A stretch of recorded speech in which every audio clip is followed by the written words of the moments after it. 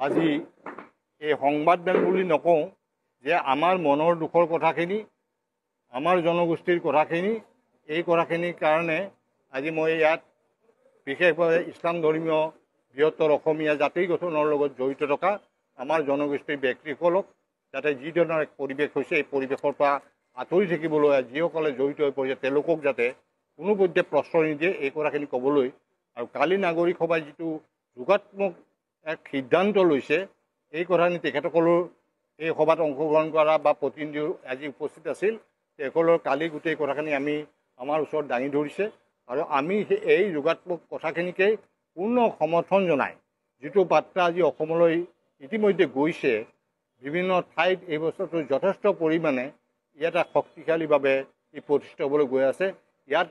বিনষ্ট হোৱাৰ লগে লগে আমাৰ শিৱসাগৰৰ বিনষ্ট নিয়ন্ত্ৰণ হ'লেও সেইটো বৰপেটাত আৰু মানে আপোনাৰ জুৰিয়াত নহয়গৈ গতিকে গোটেই দিশটো আমি চাব লাগিব গতিকে মই ইয়াতে আমাৰ প্ৰতিটো জাতিৰ জনগোষ্ঠীৰ যাতে আমি যিখিনি অসমীয়া বৃহত্তৰ জাতিৰ লগত জড়িত আমি যাতে এখন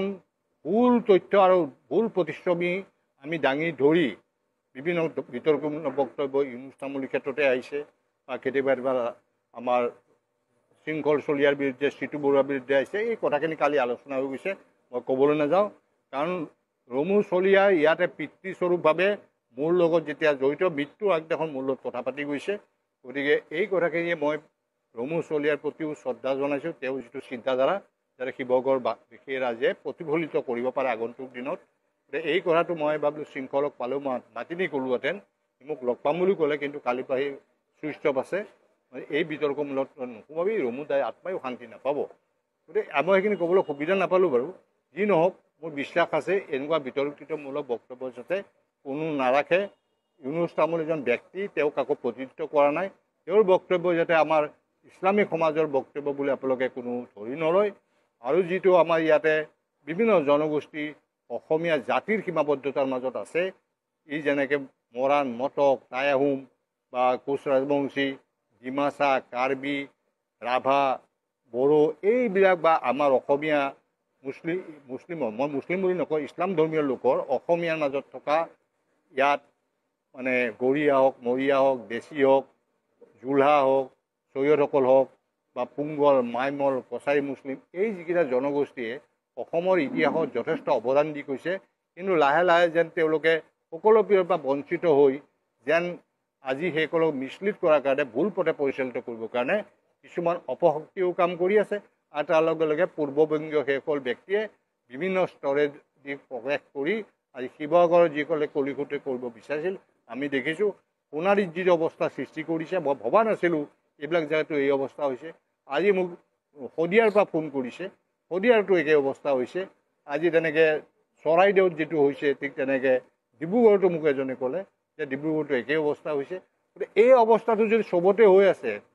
মই ভাবিছোঁ আমাৰ নামনি অসমতে হৈ আছে নেকি নগাঁৱলৈকে আৰম্ভ কৰি নহয় গোটেই উজনি অসম যিখন আমাৰ অসমীয়া জাতিৰ এক প্ৰাণকেন্দ্ৰ যিবিলাক আছিল সেইবিলাক যেন আজি অসমীয়া বুকুৰ পৰা হেৰাই যাব বিচাৰিছে গতিকে আপোনালোকে নেতৃত্ব লওক অসমীয়া জাতিৰ যিকেইটা জনগোষ্ঠীক লৈ বৃহত্তৰ অসমীয়া জাতি হৈছে সেই কথাখিনি আমি আজি এটা বাৰ্তা দিবৰ কাৰণে যিটো কালি বাৰ্তা গৈছে তাৰ লগত সংযোগ কৰি আজি আমি এইসকল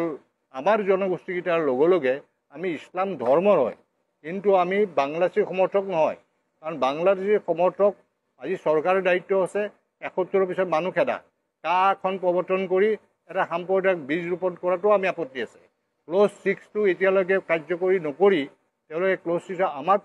যিটা সুৰক্ষিত হ'ব পৰা ব্যৱস্থা আছে জাষ্টিছ বিপ্লৱ শৰ্মা কমিশ্যন সেইখিনি নকৰি আজি পৌৰগামী কমিটি অসম চৰকাৰে যিখন গঠন কৰিছিল justice Rumi Phukan advocate general Debojit Saikia আৰু ময়ো তাৰ সদস্য আছিলোঁ আমি ৰিপৰ্ট ইতিমধ্যে ছাবমিট কৰিছোঁ বহু বিভাগ কৰাই যিটো মানে আজি অন্যখন বাংলাদেশলৈ ৰূপান্তৰিত হৈ গৈছে সেইখন আমি বন্ধ কৰিব লাগে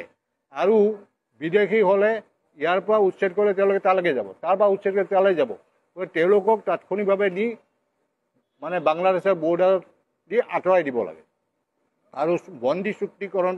মানে যিখন প্ৰত্যাহ্বান চুক্তি বচন সেইখন তাৎক্ষণিকভাৱে কৰিব লাগে আৰু সীমান্তত দৰকাৰ শ্বুট এণ্ড চেণ্ড অৰ্ডাৰ দি কোনো যাতে প্ৰৱেশ কৰিব নোৱাৰে যিটো পাকিস্তান বৰ্ডাৰৰ লগত আছে এইটো বাংলাদেশ বৰ্ডাৰটো এইটো ব্যৱস্থা কৰক এইকাৰণে কৈছোঁ যে নহ'লে এনে সুদ সদায় বহি থাকিব আৰু বাংলাদেশী হিন্দুৱে হওক বাংলাদেশী মুছলমানে হওক কাৰণ আমি 1960 চনত আমাৰ মাতৃভাষা জাতিটোৰ কাৰণে আমি শ্বহীদ হ'বলগীয়া হৈছে 72 আমাৰ শিক্ষা আমি কি ভাষাত পঢ়িম তাৰ কাৰণে আমি শ্বহীদ হ'বলগীয়া হৈছে গতিকে এই কথাবিলাক আমি সকলোৱে অসম আন্দোলনত যিখিনি শ্বহীদ হৈছে আজি এই প্ৰতিটো জনগোষ্ঠীৰ হৈছে গতিকে আমি যিটো অৱদান বিভিন্ন ভাষা জাতি সাহিত্যৰ কাৰণে আমাৰ আছে সেইখিনি আজি কোনো ইনুষ্ঠামূলী আমাক নষ্ট কৰিব নোৱাৰে গতিকে আপোনালোকে আমাৰ যিকেইটা জনগোষ্ঠী আছে তেওঁলোকক যাতে কোনো ভুল পথে পৰিচালিত কৰিব নোৱাৰে এইটো মুছলিমৰ বিৰুদ্ধে এইটো অমুকৰ বিৰুদ্ধে যদি মুছলিমৰ বিৰুদ্ধে হয় বাকী জনগোষ্ঠীটো আমাৰ লগতে আছে আমি একেলগে তাক প্ৰত্যাহ্বান দিম কিন্তু সেইবুলি আমি আঁতৰি যাম আৰু ইয়াতে সেই মৌলবাদী শাসন ব্যৱস্থা লাহে আৰম্ভ কৰিছে আজি 2 ঘৰ কালি 4 ঘৰ পঢ়ি 8 ঘৰ আৰু বাধা প্ৰদান কৰি আছোঁ এইবিলাক আমি ধৰ্মীয় উন্মাদনাত গতিকে এইকাৰণে মই আহ্বান জনাইছোঁ আপোনালোকে এইবিলাক বাদ দিয়ক কাৰণ 1980 চনত আমচু জন্ম মই দেখিছোঁ মই সৌৰ অসম ছাত্ৰ সন্থাৰ কামৰূপ জিলাৰ সভাপতি অবিভক্ত আৰু গুৱাহাটী ছাত্ৰ সন্থাৰ সভাপতি আছোঁ তেতিয়া মই আমচু জন্মই দেখিছোঁ তাৰপিছত আমাৰ অৱস্থা দেখিছোঁ আজিও কৈছোঁ যে এইবিলাক বস্তুৰ পৰা আপোনালোকে আঁতৰি থাকক মই বিশেষকৈ আমাৰ ইছলাম ধৰ্মীয়সকলক যিকেইটা জাতি আছে সেইকেইটাক কৈছোঁ আৰু চৰকাৰক মই আহ্বান জনাম যে আমাক লোকপ্ৰিয় কৰিম বুলি ক'লে গণনা কৰিম বুলি ক'লে আজিলৈকে কিন্তু আৰম্ভ নকৰিলে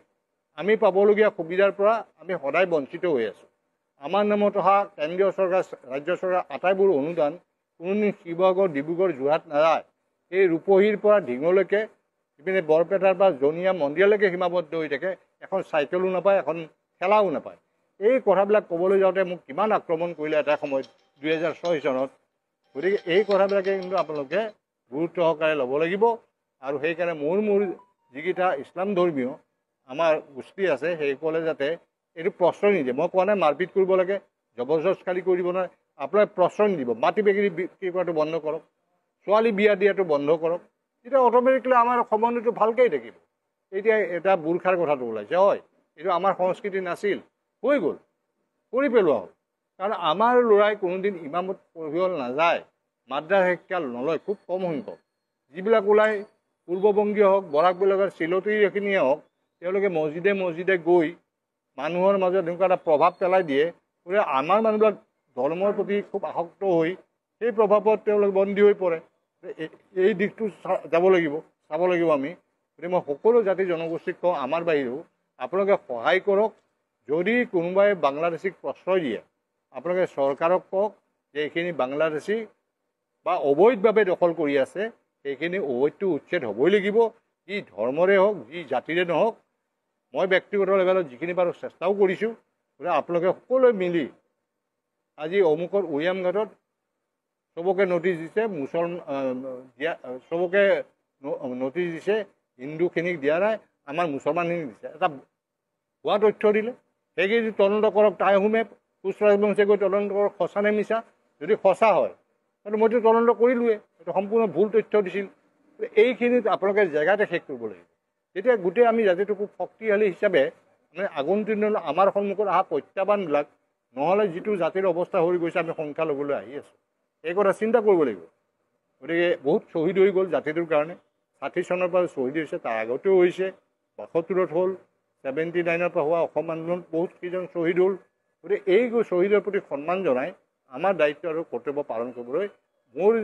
বিভিন্ন গোষ্ঠীৰ লগতে আজি যোৰা বহুতে কিন্তু আজি মোৰ দুখ লাগে কাৰণ এইটো মোক গভৰ্ণমেণ্টেও কৈছিল মানে এটা গোষ্ঠীৰে আমাৰ নাই বুলি 20টাকৈ সংগঠন জন্মাইছে হঠাৎ 2006 চনত মোৰ লগত বহিবলৈ মানুহ নাই সংবাদ মোৰ ঘৰত মই বনাইছিলোঁ পাতিছিলোঁ আৰু আমি গুৱাহাটী দৈনিক অসম কীৰ্তিনাথ হাজৰিকা ডাঙৰীয়াৰ দিন আৰু উজনি অসমৰ দৈনিক জনমভূমিৰ বাহিৰে কোনো বাতৰি কাকত আমি দেখা পোৱা নাছিলোঁ প্ৰথম মানে আপোনাৰ চেনেল মানে কেবুল এইটো আমাৰ মানে সঞ্জীৱ নাৰায়ণৰ চানমাৰী 2টা ঘৰৰ পৰা আৰম্ভ পৰা জড়িত আৰু এনি টেলিভিছন প্ৰথম ছেটেলাইট চেনেল সেইটোৰ পৰা আমি জড়িত তেনেকৈ বাকী এতিয়া লাহে সংবাদ জগতে বহুত ওপৰলৈ গুচি গ'ল গতিকে এই সংবাদ জগতৰ পৰা মই আশা কৰিম যে তেখেতসকলে যাতে আমাৰ এই যাত্ৰাটোত সহায়কভাৱে যোগাত্মক দিশটো তেওঁলোকে দেখুৱাই দিয়ে কাৰণ এইখন জাতিটোৰ কাৰণে এইখন অসম আমাৰ ক'তো স্থান নাই মই বাংলাদেশত যাব পাৰোঁ নেকি মোৰ জেগা আছে নেকি মই কেনেকৈ বাংলাদেশী সমৰ্থন কৰিম গতিকে এই কথাবিলাক আমি আমাৰ দৃষ্টিত ৰাখি আমাৰ গোষ্ঠী যিকেইটা আছে ধৰ্মত ইছলাম কিন্তু আমি জাতি হিচাপে অসমীয়া, এই মানুহ যেনেকৈ ৰাখিব অন্যান্য জনগোষ্ঠীৰ সহযোগত আমি আগবাঢ়ি যাব বুলি মই আশা কৰি, আৰু যদি আপোনালোকে কিবা কিবি এই বিষয়ে লাগে মই দিবলৈ প্ৰস্তুত আছোঁ।